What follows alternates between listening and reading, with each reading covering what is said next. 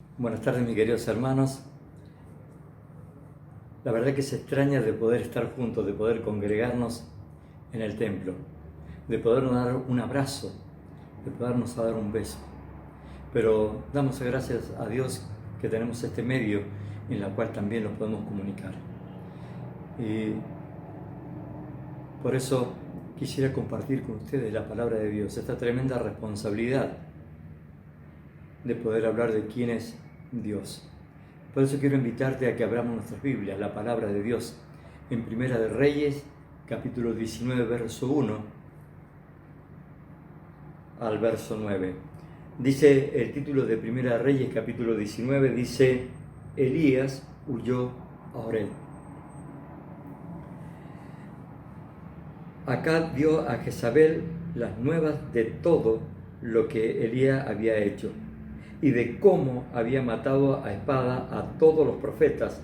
Entonces envió a Jezabel a Elías un mensajero diciendo: así me hagan los dioses y aún me añadan, si mañana a esta hora no he puesto tu persona como la de uno de ellos. Viendo pues el peligro, se levantó y se fue para salvar su vida, y vino a Beerseba, que está en Judá, y dejó allí su criado. Verso 4.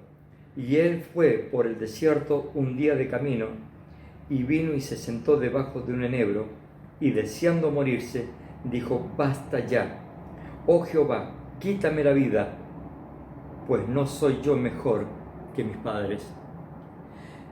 Luego vamos a leer los próximos versículos, pero quiero contarles un poquito lo que estaba haciendo Elías.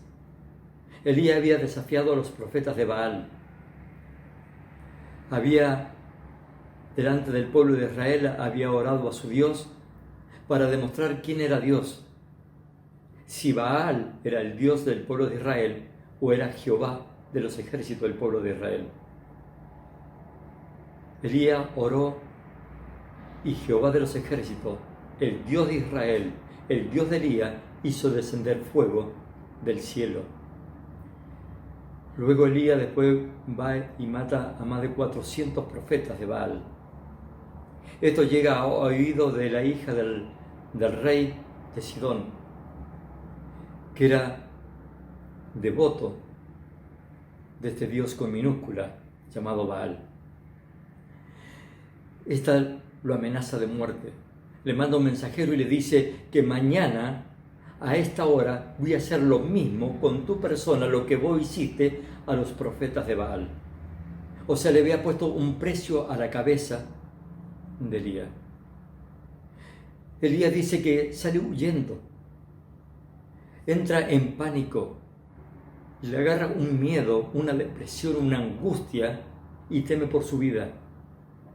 Por eso es que sale corriendo y dice que deja a su criado y comienza a caminar. Y llega a un lugar donde hay un enebro, un arbusto, y dice que ahí se tira al suelo ya dejándose morir por el cansancio, el agotamiento, por el estrés que esto estaba ocasionando en su vida. Y le dice: basta ya, oh Jehová, quítame la vida, no soy yo mejor que mis padres. Elías había perdido el enfoque de quién era Dios. Se había desenfocado hasta tal punto de que le tenían miedo a una mujer y había dejado de vista lo que Dios había hecho en su vida. Pero luego seguimos avanzando y vemos que en el versículo 9 del capítulo 19 de Primera de Reyes dice: y allí Elías, dice, se metió en una cueva donde pasó la noche, y vino a él palabra de Jehová, el cual dijo: ¿qué haces aquí, Elías? Y en este punto del mensaje trae gozo, alegría, paz a mi corazón, de saber de que el Dios que creó los cielos y la tierra, el Dios que puso el cosmos en su lugar, el Dios que puso los mares en su lugar, que hizo al hombre y la mujer, estaba con Elías dentro de la cueva. No le dice: ¿qué haces ahí, Elías, dentro de la cueva? sino ¿qué haces aquí?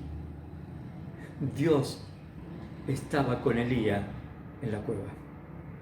Y esto, como dije recién, trae paz y alegría en mi gozo de saber de que si estoy en un problema, de que si estoy pasando por una situación de angustia, si estoy en un pozo depresivo, Dios está conmigo.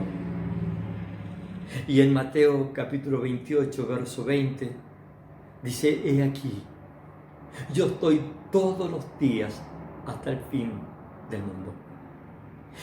He aquí, yo estoy contigo todos los días hasta el fin del mundo.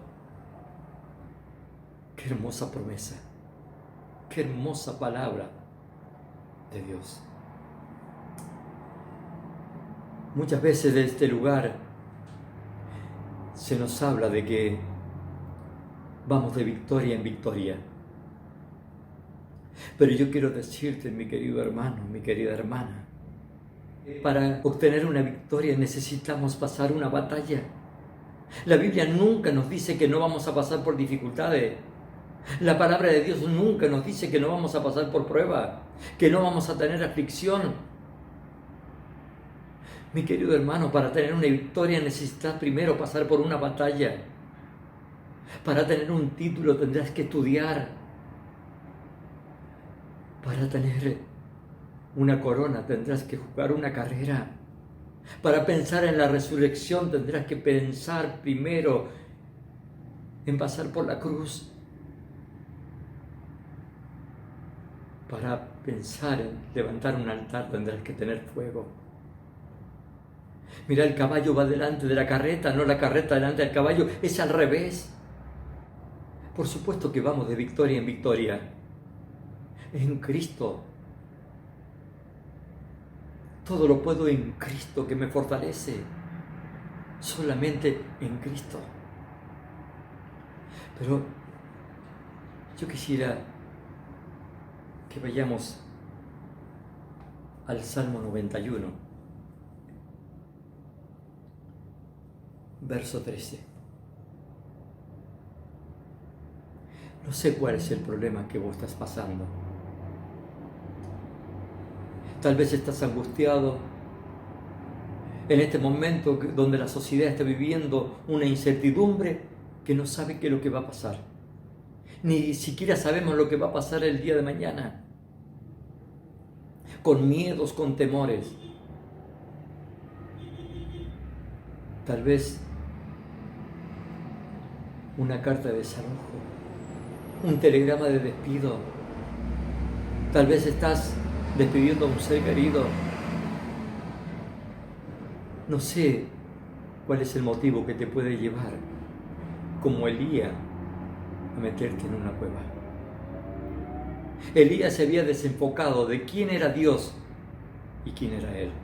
Se había desenfocado de qué es lo que había hecho Dios en su vida. Y había puesto la mirada en esa mujer que estaba amenazando su vida. Por eso el hombre y la mujer, a lo largo de la vida, vamos a tener obstáculos, vamos a tener problemas, vamos a tener dificultades y vamos a pasar por momentos difíciles y pruebas. Acompáñame el Salmo 91, verso 13. Dice: sobre el león y el áspid pisarás, la serpiente. Hollarás al cachorro del león y al dragón. Dice: por cuanto en mí ha puesto su amor, yo también lo libraré. Le pondré en alto por cuanto ha conocido mi nombre. Me invocará y yo le responderé. Con él estaré yo en la angustia, lo libraré y le glorificaré. Lo saciaré de larga vida y le mostraré mi salvación. Está diciendo la palabra de Dios que sobre el león, sobre la serpiente, pisaremos. Dice: hollarás al cachorro del león, lo vamos a despedazar, y al dragón. Y esto quiero que lo reflejemos en 3 ataques El ataque esperado, el ataque inesperado y el ataque infundado. Pero quiero que veamos el ataque esperado.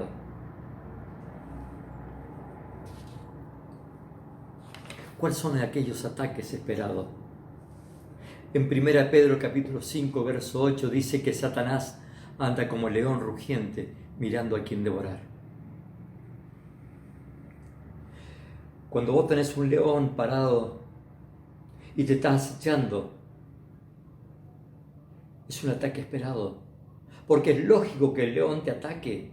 Sos una presa, y una presa fácil para el león. Ahora, ¿cuáles son esos ataques?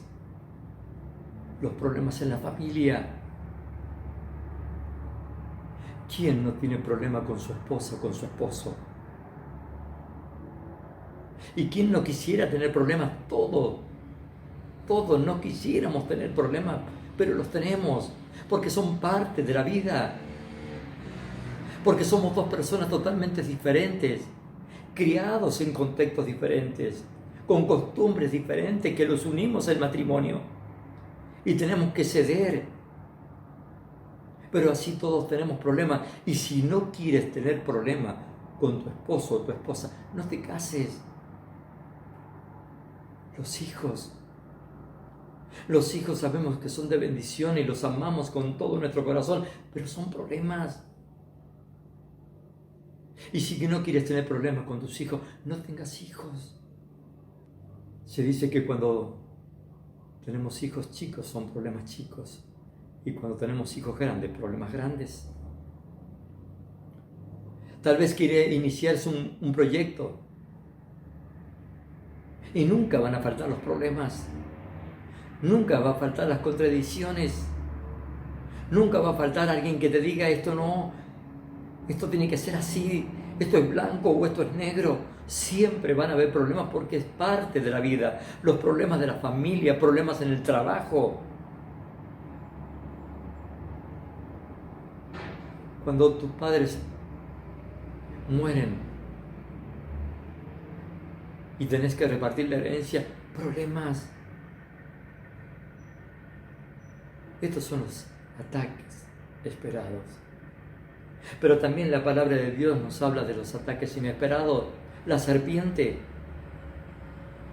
Ahora, ¿por qué son ataques inesperados? Porque la serpiente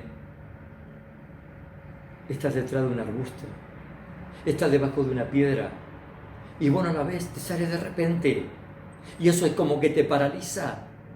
¿Y cuáles son esos ataques? Un infarto que se cobra la vida de un ser querido, que vos no lo esperabas. Una carta de desalojo donde tenés que desocupar la vivienda.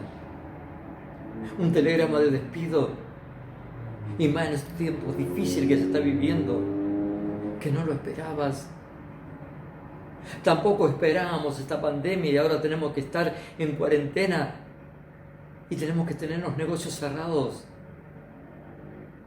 Y no esperábamos estos momentos, tal vez un diagnóstico positivo de una enfermedad terminal. Y esto te paraliza. Y dejamos de ser creativos y nos transformamos en personas proactivas. ¿Y qué quiere decir con esto? Mire, yo trabajé en una fábrica y era encargado de mantenimiento. Y hay dos tipos de mantenimiento que le haces a una máquina. Se le hace mantenimiento preventivo y mantenimiento correctivo. El preventivo, la palabra te lo dice, es prevenir la rotura. Ahora, correctivo es cuando la máquina se rompió y tenés que estar sobre la marcha, a veces sin pensar arreglar el problema. Y eso es lo que pasa con nuestra vida cuando nos paralizamos ante un ataque inesperado. Porque en vez de planificar toda nuestra vida, resulta que vamos emparchando las consecuencias de las malas acciones por las cosas inesperadas que nos llegan. El Señor Jesús se tuvo que enojar mucho con los discípulos por este tema. El Señor Jesús se encontraba en la barca Se levanta una gran tempestad, el Señor Jesús estaba durmiendo allí en la barca. Ellos eran pescadores, eran experimentados. No era la primera vez que navegaban, no era la primera vez que se levantaba una tempestad, pero comienzan a luchar contra viento y marea, pero la tempestad cada vez iba empeorando. Pero no acudían al maestro, al dueño del mundo que estaba ahí durmiendo en la barca. Cuando ya ven que se está por hundir la barca, van y despiertan al maestro. Maestro, despierta. ¿No ve que perecemos? El Señor Jesús dice que calma los vientos y el mar. Y le dice, hombres de poca fe, ¿por qué dudaste? En otras palabras, el Señor Jesús le estaba diciendo, me conocen. Yo soy Jesús, el Hijo de Dios, que le di vista a los ciegos, que hice caminar a los paralíticos, que hice resucitar a Lázaro, sané a los leprosos. ¿Qué pensaban? ¿Que ustedes se iban a hundir e iban a morir en la barca, estando yo arriba de la barca? Y cuando los paralizamos, sacamos la óptica de quién es Dios. Y lo primero que hacemos, al no ser creativos, dejamos de leer la palabra de Dios, porque nos angustia. Sentimos un pesar dentro de nuestro corazón, en el cual dejamos de orar. Dejamos de congregarnos con nuestros queridos hermanos en el templo y hasta a veces dejamos de sonreír.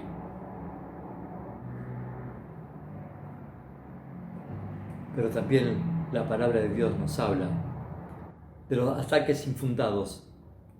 La palabra de Dios nos habla del dragón. ¿Por qué usa un animal de la mitología? El dragón son aquellos miedos y temores infundados que tal vez nunca van a llegar a tu vida ni a la mía. Muchas veces pensamos que mi abuelo murió de cáncer, mi padre murió de cáncer, yo también voy a morir de cáncer. Y tal vez nunca sea así, tal vez nunca suceda. Tal vez estamos pensando de que vamos a morir jóvenes. O estamos pensando de que vamos a perder el trabajo cuando eso nunca va a suceder. Estamos pensando, ahora con esta enfermedad, con este virus, pensamos que nos vamos a contagiar. Ahora yo quisiera preguntarte, ¿y si nos contagiamos? ¿Cuál es el problema? ¿Cuál es el problema? La palabra de Dios nos dice, Lamentación capítulo 3, verso 37, dice la palabra de Dios, ¿quién será aquel que diga que sucedió algo que el Señor no lo mandó? ¿Quién será aquel que diga que sucedió algo que el Señor no lo mandó? Mi querido hermano, si los tenemos que contagiar con el coronavirus, porque Dios lo mandó, porque Dios lo permitió. Y aunque nos tocara partir, dice el Salmo 23, aunque ande en valle de sombra de muerte, no temeré mal alguno, porque tú estarás conmigo. Esa es la paz que tiene el cristiano, de saber que no estamos solos. Él lo prometió de estar con nosotros todos los días hasta el fin del mundo. Ahora yo quiero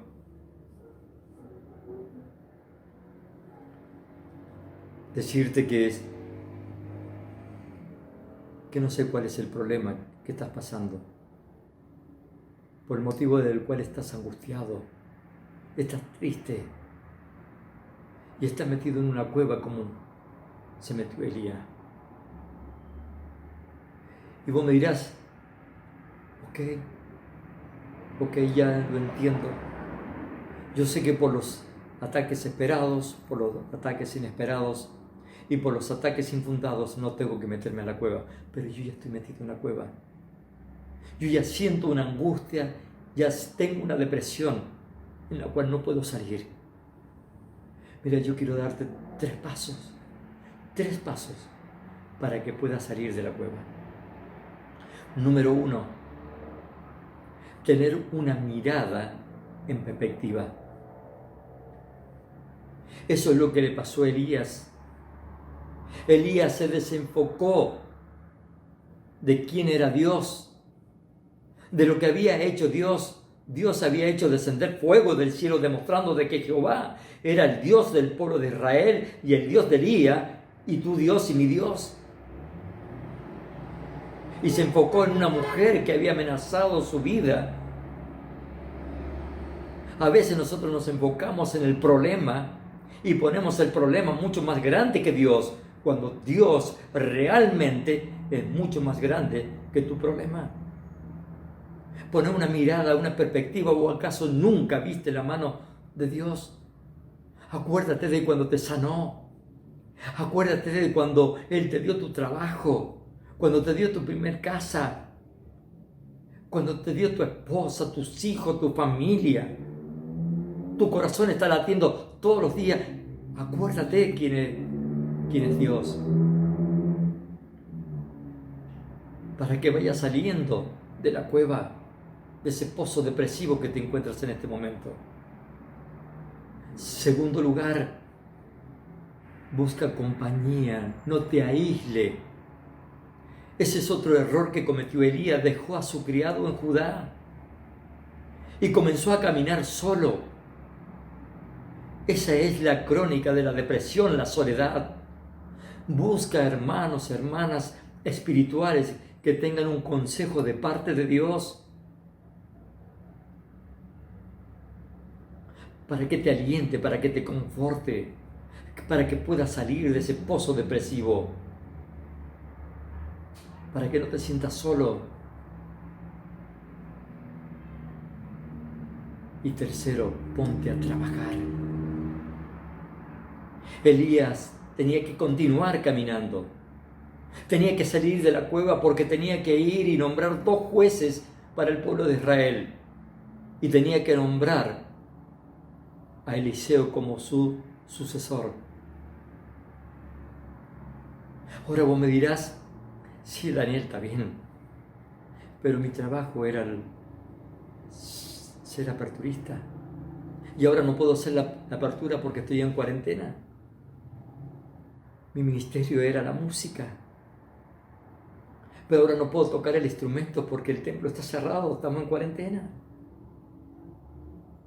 Mi ministerio era acomodar las sillas, limpiar el salón.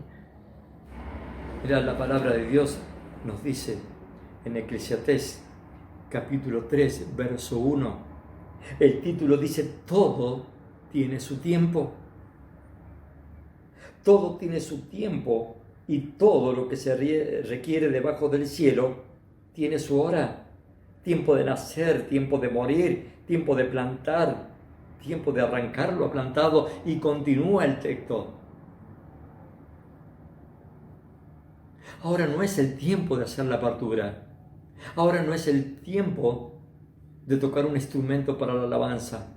Ahora no es el tiempo de acomodar las sillas. Ahora no es el tiempo de limpiar el local. Ahora es el tiempo tal vez de estudiar la palabra de Dios. No tienes excusa. Ahora es el tiempo de pasar más tiempo en comunión con Dios, de rodillas orando al Señor. Es tiempo de agarrar el teléfono y comunicarte con tu hermano o con tu hermana y hacerle saber que estás orando por él. Busca un texto de lo que Dios ha hablado a tu vida y compártala con tu hermano o con tu hermana. Es tiempo de predicar la palabra de Dios por medio de este medio de comunicación, o por el teléfono, o por un WhatsApp. Querido hermano, no hay excusa para servir al Señor. Sal de ese pozo depresivo y ponte a trabajar. Hay muchas cosas por hacer hasta que el Señor venga. Pero yo sé que en el medio de esta sociedad, donde el mundo vive una incertidumbre con este virus, pero yo quiero mencionarte que hay un virus mucho más letal, que no se llama COVID-19, se llama pecado. Este virus no se originó en China, sino se originó en el huerto del Edén. Este virus entró por un hombre. Nos dice la palabra de Dios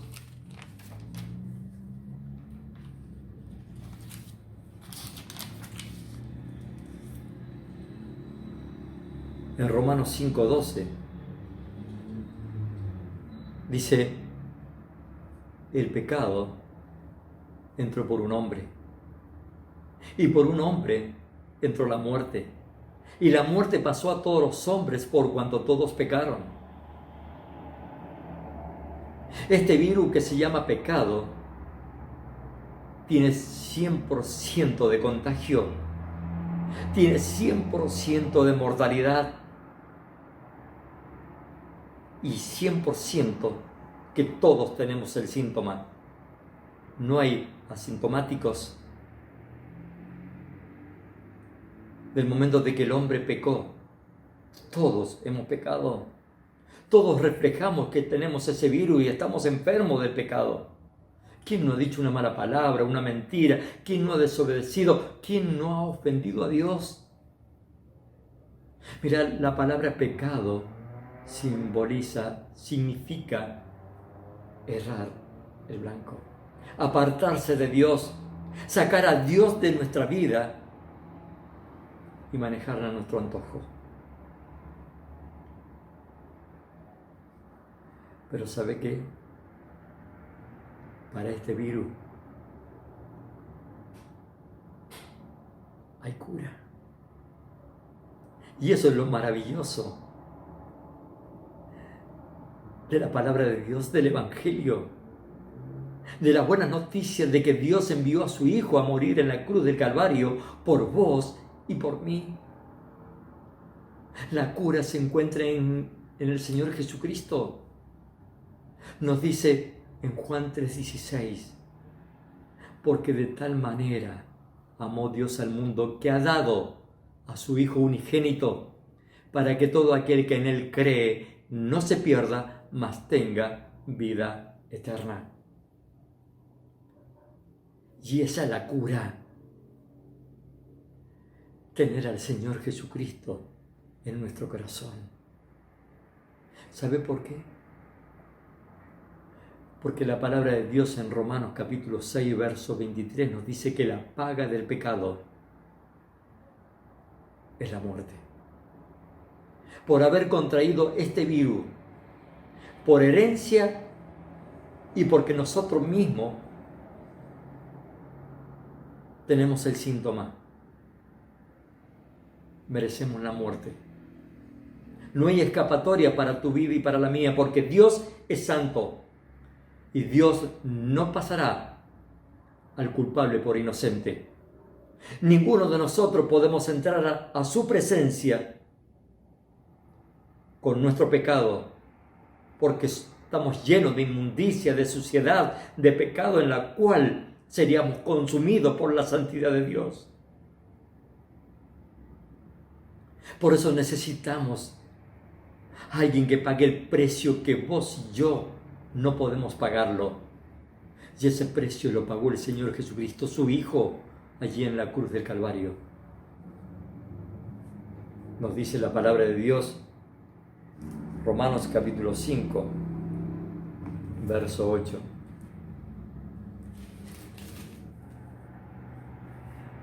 Mas Dios muestra su amor para con nosotros, en que siendo aún pecadores, Cristo murió por nosotros. Mas Dios muestra su amor para con nosotros, que aún siendo pecadores, Cristo murió por nosotros. Esto es maravilloso. ¡Qué Dios maravilloso! Que a pesar de que es un Dios justo, un Dios santo,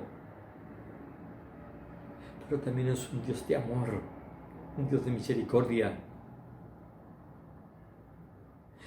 que mandó el remedio.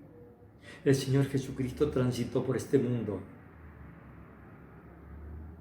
Fue golpeado, maltratado, fue escupido, fue flagelado, fue una corona de espinas puesta en su sien. Cargó su propia cruz y la llevó al lugar donde iba a ser crucificado. Fue puesto sobre ella. 3 tremendos clavos fue puesto en sus manos y en sus pies, rompiendo venas, arterias y tendones. Fue levantado de entre el cielo y la tierra. Y mientras que lo injuriaban y le decían: si eres el Hijo de Dios, sálvate a ti mismo y salvar a nosotros, desciende. Él lo podría haber hecho. Sin embargo, no lo hizo, porque te ama y porque me ama. Y desde allí, desde la cruz del Calvario, Él, mirando a la humanidad, y esa mirada que trasciende hasta los días de hoy, levantó la mirada a su Padre y le dice: Padre, perdónalos porque no saben lo que hacen. ¿Cuántas veces vos y yo rechazamos una y otra vez a Dios? Dios está hablando fuertemente a tu corazón y al mío. Y es hora que te arrepientas. Para terminar, quisiera terminar con este último texto que dice la palabra de Dios.